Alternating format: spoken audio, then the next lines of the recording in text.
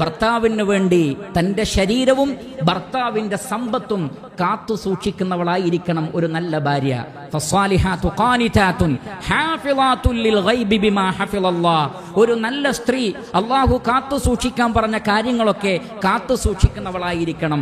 അവളുടെ ഭർത്താവിന് ഇഷ്ടമില്ലാത്തവരെ വീട്ടിലേക്കോ റൂമിലേക്കോ കയറ്റാൻ പോലും പാടില്ല, വീട്ടിൽ കയറ്റി ഇരുത്താൻ പോലും പാടില്ല. എങ്കിൽ പിന്നെ അത്തരത്തിലുള്ള തെറ്റായ ബന്ധങ്ങൾ ഉണ്ടാവുക എന്നുള്ളത് എത്രമാത്രം മോശമായ കാര്യമാണ് എന്ന് നമ്മൾ ചിന്തിക്കണം. അതേപോലെ തന്നെ ഭർത്താവിന്റെ സമ്പത്തിനെ ധൂർത്തടിക്കുന്ന, ഭർത്താവിന്റെ പണത്തെ സംബന്ധിച്ചോ വരുമാനത്തെക്കുറിച്ചോ ചിന്തിക്കാത്ത സ്ത്രീകൾ നല്ല സ്ത്രീകളല്ല എന്നാണ് നമുക്ക് കാണാൻ സാധിക്കുന്നത്.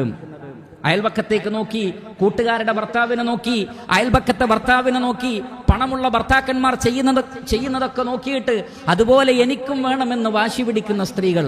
റസൂലുള്ളാഹി സ്വല്ലല്ലാഹു അലൈഹി വസല്ലം പറഞ്ഞത്, ഉൻദുറു ഇലാ മൻ ഹുവ അസ്ഫല മിൻകും വലാ തൻദുറു ഇലാ മൻ ഹുവ ഫൗഖകും വഹുവ അജ്ദറു അല്ലാ തസ്ദറു നിഅമത്തല്ലാഹി അലൈക്കും. നിങ്ങൾ നിങ്ങളെക്കാൾ താഴെയുള്ളവരിലേക്ക് നോക്കൂ, നിങ്ങളെക്കാൾ മേലെയുള്ളവരിലേക്കല്ല. അല്ലാഹു നിങ്ങൾക്ക് ചെയ്തു തന്ന അനുഗ്രഹത്തെക്കുറിച്ച് ഓർക്കാൻ, അതാണ് നിങ്ങൾക്ക് ഖൈറ്. തന്റെ ഭർത്താവിന്റെ നന്മകളെ പലപ്പോഴും മറ്റുള്ളവരിലേക്ക് നോക്കുമ്പോൾ പല സ്ത്രീകൾക്കും കാണാൻ കഴിയില്ല. എന്നാൽ തന്നേക്കാൾ താഴെ അനുഗ്രഹങ്ങൾ ആസ്വദിക്കുന്ന ആളുകളെ കുറിച്ച് ചിന്തിക്കുമ്പോഴാണ് അവർക്ക് അവരുടെ ഭർത്താവ് എത്ര വലുതാണ് എന്ന് മനസ്സിലാകുന്നത്. ആ നിലക്കൊക്കെ ചിന്തിച്ചുകൊണ്ടും ബാധ്യതകൾ നിർവഹിച്ചുകൊണ്ടുമായിരിക്കണം ഒരു സ്ത്രീ ജീവിക്കേണ്ടത് എന്നാണ് ഇസ്ലാം പഠിപ്പിക്കുന്നത്.